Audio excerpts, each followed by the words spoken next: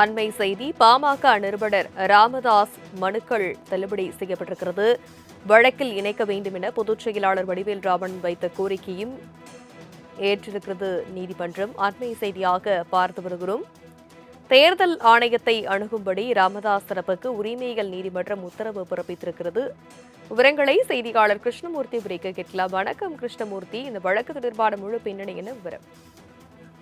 வணக்கம்.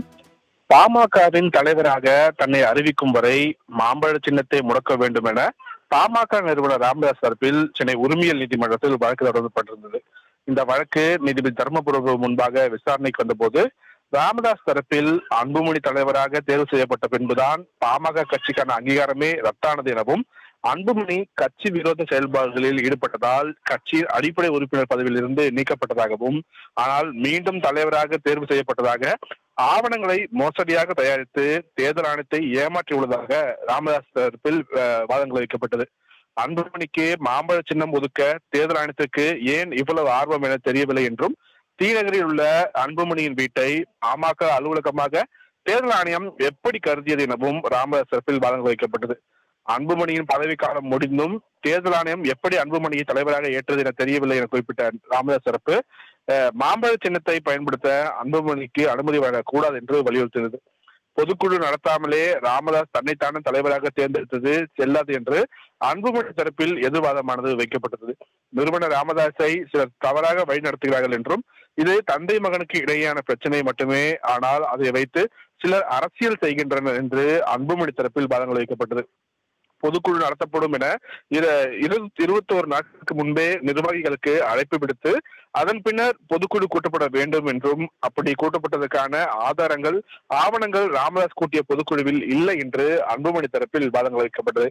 இந்திய தேர்தல் ஆணையம் தரப்பில் அங்கீகாரம் இல்லாத பாமக கட்சி மாம்பழ சின்னத்தை உரிமையாக கோர முடியாது என்று விளக்கம் வைக்கப்பட்டிருக்கிறது.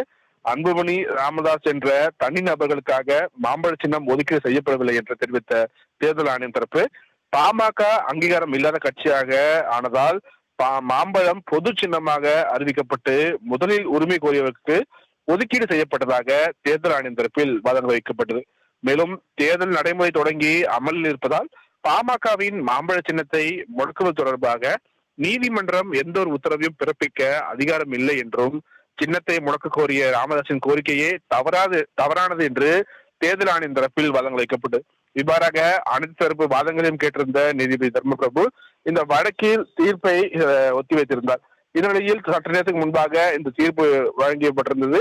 அதில் ராமதாஸ் தாக்கல் செய்திருந்த இந்த மனுக்கள் அனைத்தும் தள்ளுபடி செய்யப்படுவதாக நீதிபதி தர்மபிரபு தனது உத்தரவில் தெரிவித்திருக்கிறார். மாம்பழ சின்னத்தை முடக்கி வைக்க கோரி பாமக நிறுவனர் ராமதாஸ் தாக்கல் செய்த மனுக்கள் தள்ளுபடி செய்ததோடு, தலைவர் அன்புமணி ராமதாஸுக்கு மாம்பழம் சின்னம் வழங்கிய உத்தரவை ரத்து செய்ய சென்னை உரிமையியல் நீதிமன்றம் தற்போது மறுப்பு தெரிவித்திருக்கிறது. தன்னை தலைவராக அறிவிக்க வேண்டும் என்ற ராமதாஸின் கோரிக்கையும் நிராகரித்து உரிமையியல் நீதிமன்றம் இந்த உத்தரவை பிறப்பித்திருக்கிறது. சென்னை உரிமையியல் நீதிமன்ற நீதிபதி தர்மபிரபு இந்த உத்தரவை தெரிவித்திருக்கிறார். மேலும் மனுதாரர்கள் தேர்தல் ஆணையத்தை அணுகும்படி ராமதாஸ் தரப்புக்கு நீதிபதி உத்தரவில் பதிவிட்டிருக்கிறார். வழக்கில் இணைக்க வேண்டும் என பொதுச் செயலாளர் வடிவேல் ராமன் வைத்த கோரிக்கையும் இந்த உரிமை நீதிமன்றம் ஏற்றுக்கொண்டு இந்த உத்தரவை பிறப்பித்திருக்கிறது. 3 நாட்களில் விசாரித்து தீர்ப்பளிக்க வேண்டும் என்ற உச்சநீதிமன்றம் கூறிய நிலையில் 2 நாட்களில் தீர்வு கண்ட தற்போது இந்த வழக்கில் தீர்வானது காணப்பட்டிருக்கிறது. இதன் மூலம் மாம்பழ சின்னத்தை முடக்க வேண்டும் என்ற ராமதாஸின் கோரிக்கையை ஏற்க மறுத்து இந்த மனுக்களை தள்ளுபடி செய்து சென்னை உரிமையியல் நீதிமன்றம் தற்போது இந்த உத்தரவை பிறப்பித்திருக்கிறது. தனலட்சுமி, விவரங்களுக்கு நன்றி கிருஷ்ணமூர்த்தி.